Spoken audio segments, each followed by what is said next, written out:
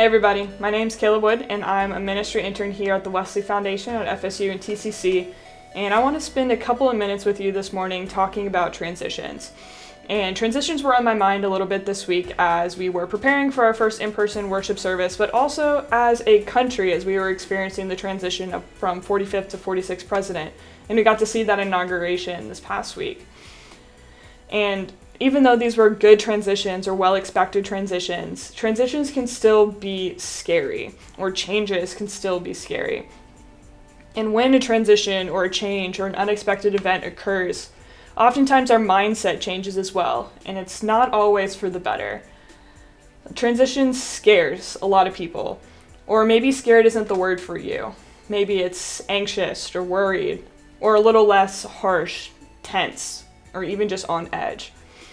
My point here is that transition doesn't always help us when our mindset.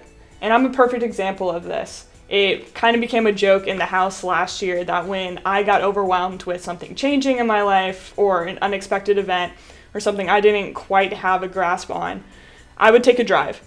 I would completely leave the apartment, most of the time not even turn my GPS on, but just go. And I would text my roommate and be like, hey, we'll be back in a little bit, don't really know when. But I needed that time to decompress and to physically leave. But I was doing some reflecting on that this past week. And although it was good for me to decompress that situation and understand what changes were happening for me, I was also putting myself as far from a support system as I physically could. Taking those drives for me meant more than just decompressing. It made me physically put everything on myself and taking myself away from my only real support system in Tallahassee. All of us have a reaction to changes and to transitions.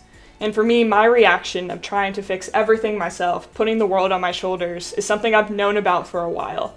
So much so that I got a permanent reminder to make sure I would continue to not act the same way. And what we can see here is that the Bible talks about transitions and talks about putting the world on your shoulders. And we see a lot of that transition in Exodus with Moses. Moses is leading the Israelites through one of the biggest transitions in the Bible, taking them from a place of known and security to unknown and insecurity. And as a result, Moses ends up taking a lot of that himself. And where we find Moses in chapter 18 is with his father-in-law, Jethro. And Jethro realizes that Moses is putting all of this on himself, and sometimes in a way that isn't good for him and isn't necessary. Specifically, in chapter 18, Moses is acting as the sole judge for the Israelites, going from morning till evening without a break, being the sole judge for them, the sole person of God and refuge and reconciliation. And what Jethro tells Moses in chapter 18, verse 18, is that you and the people with you cannot do it alone. He says specifically, you and the people with you will certainly tire yourselves out, for the thing is too heavy for you.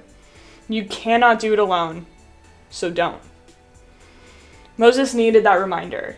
He needed to know that he wasn't the one solely responsible for everything. Even though he probably knew that internally, he needed that reminder. And that's how I feel most of the time, is I know logically I can't handle everything by myself. But it's still a temptation and still a gut instinct for me to do that.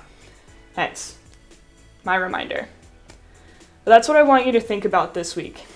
If you're like me, someone who tends to try and put the world on their shoulder, fix every problem, do everything on that to-do list, even if it's not just your responsibility, you need to help remind yourself that you cannot do it alone. So don't. Or maybe that's not you.